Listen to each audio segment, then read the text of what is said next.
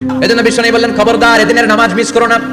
মান তারাকা সালাসা জুমাইন তাহাউনান, গাফলতি করে টানা 3টা জুমা যে ব্যক্তি মিস করলো, তাবা আল্লাহু ফি কলবিহি, রব্বুল আলামিন ওই লোকটার অন্তরের মধ্যে মোহর মেরে দেয়।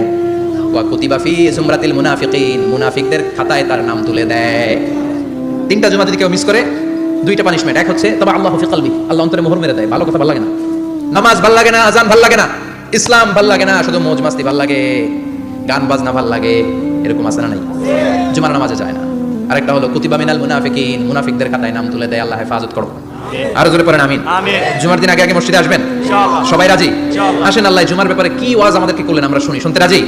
আল্লাহ বললেন, ইয়া আইয়ুহাল্লাযীনা আমানু ইযা নুদিয়া লিস-সালাতি মিন ইয়াউমিল জুমআতি ফাসআউ ইলা যিকরিল্লাহি ওয়া যারুল বাই', যালিকুম খায়রুল লাকুম ইন কুনতুম তা'লামুন। পড়েন আল্লাহু আকবার।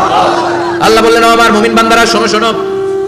আপনাদেরকে অ্যাড্রেস করে আল্লাহ বলছেন, ও আমার মুমিন বান্দারা শোনো, ইযা নুদিয়া লিস-সালাতি মিন ইয়াউমিল জুমআ, জুমার নামাজের আযান যখন দেয়া হয়, ফাসআউ ইলা যিকরিল্লাহ, আল্লাহর শরণে তোমরা ধাবিত হও।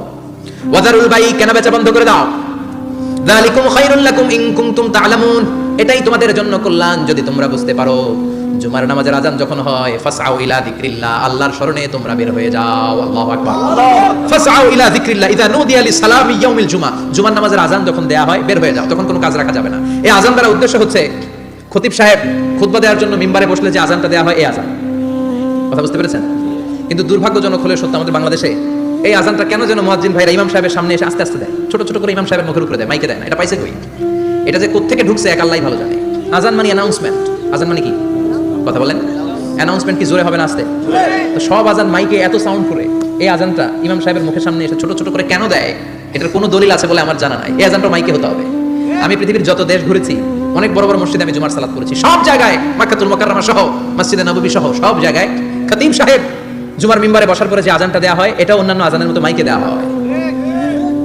আল্লাহ বললেন, ইযা নুদিয়া লিস-সালামি ইয়াউমিল জুমআ, জুমার দিনে আযান যখন দেয়া হয়, এই আযান দ্বারা উদ্দেশ্য হচ্ছে খতিব বসলে যে আযান 12:30 12:15 দিকে যে আযান, এই আযান উদ্দেশ্য নয়। বিশ্বনবীর সময় এই 12:30 12:15 দিকে যে আযান ছিল, এটা ছিল না।